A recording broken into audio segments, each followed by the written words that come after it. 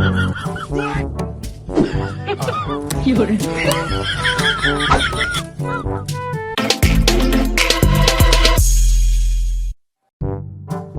pandemi seperti ini, kita harus melakukan protokol kesehatan demi keselamatan bersama. Ingin kumpul dan main bersama dengan tetap aman adalah menerapkan protokol kesehatan. Pernah tidak kamu terfikirkan bagaimana cara aman tetap bermain catur bersama dengan prokes? Nah, video berikut ini bisa jadi alternatif kamu, agar bisa tetap bermain catur bersama teman dengan prokes yang ada.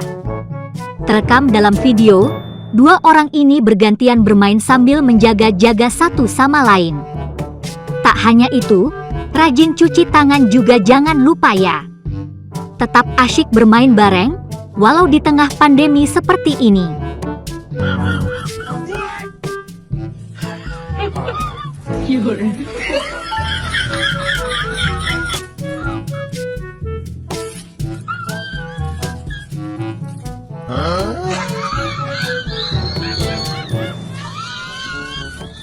Oh, no, no, no, no.